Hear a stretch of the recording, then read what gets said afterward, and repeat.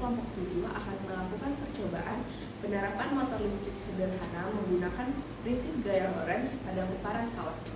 Sebelumnya, izinkan saya memperkenalkan anggota kelompok 7, yaitu Muhammad Raffi Vivaldi dengan NIM 122140026, Sylvia Rifani dengan NIM 122220023, Aldo Pratama dengan NIM 122220001, Yaya Firdaus Putri dengan NIM 122220033, dan saya sendiri, Vanessa Triana Putri dengan NIM 122220005.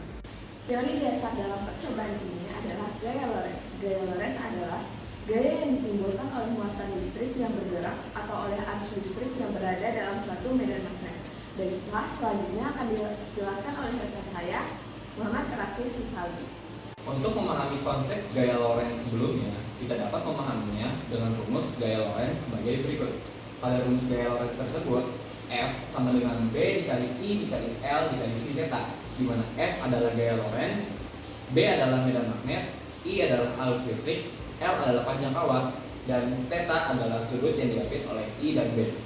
Maksud dari sudut yang diapit I dan B itu menggunakan kaidah tangan kanan, di mana ibu jari yang mengarah ke atas itu adalah arah arus listrik, kemudian jari tunjuk yang mengarah ke depan itu adalah arah medan magnet, dan jari tengah yang mengarah ke kiri itu adalah arah gaya Lorentz. Untuk memahami lebih dalam mengenai rumus gaya Lorentz, kita masuk kepada contoh soal. Pada contoh soal yang pertama, sebuah kawat dengan panjang 1 meter berarus listrik 10 ampere jika kawat diletakkan dalam medan magnet sebesar 0,01 Tesla yang arahnya membentuk sudut 30 derajat terhadap arah arus, maka gaya magnet yang dialami kawat sebesar. Pada contoh soal tersebut, kita memiliki nilai dari B, I, L, dan sin theta. Karena kita memiliki semua nilai dari medan magnet, arus, panjang kawat, dan sudutnya, maka kita masuk ke dalam rumus gaya Lorentz. Dengan nilai B sebesar 0,01 Tesla, nilai I sebesar 10 ampere, nilai L sebesar 1 meter, dan nilai theta sebesar 30 derajat. Maka hasil dari gaya Lorentz yang dihasilkan adalah 0,05 Newton.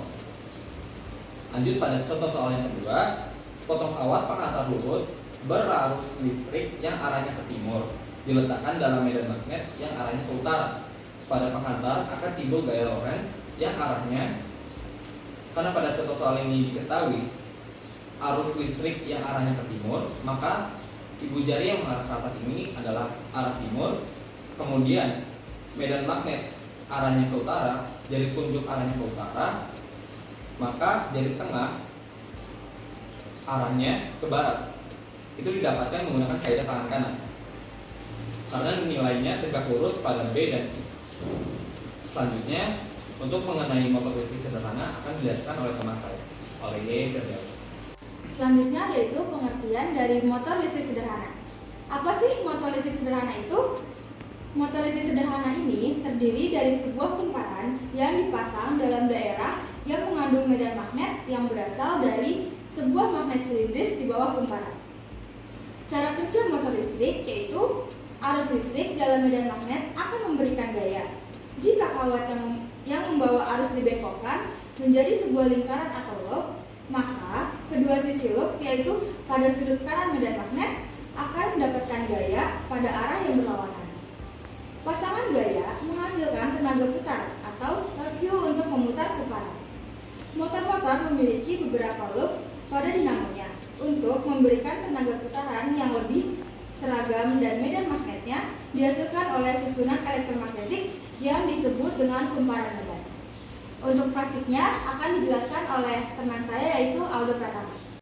Alat dan bahan yang akan digunakan pada percobaan ini yaitu gunting, magnet, peniti, baterai, isolatif, dan juga tembaga. Prosedur pembuatan alat pada percobaan ini: langkah awal, lilitkanlah tembaga pada pena sehingga berbentuk bulat. Beginilah prosesnya, dan akan menghasilkan kumparan dengan nilai variasi 2 lilitan dan juga 4 lilitan. Langkah kedua, pasang kedua peniti pada baterai dan rekatkan dengan selotip. Dan hasil akhirnya seperti ini. Langkah yang ketiga, letakkanlah kumparan yang sudah dibuat pada ujung peniti.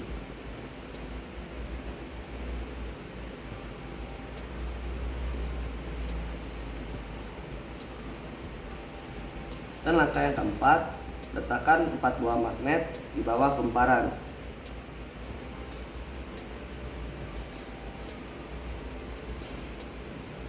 Dan selesai, kita lanjut pada percobaannya.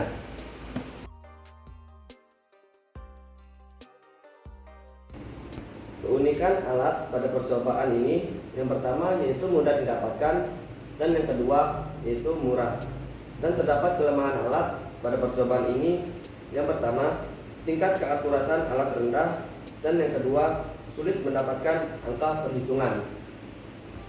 Selanjutnya, kesimpulan akan dijelaskan oleh teman saya, yaitu Sylvia Ripani.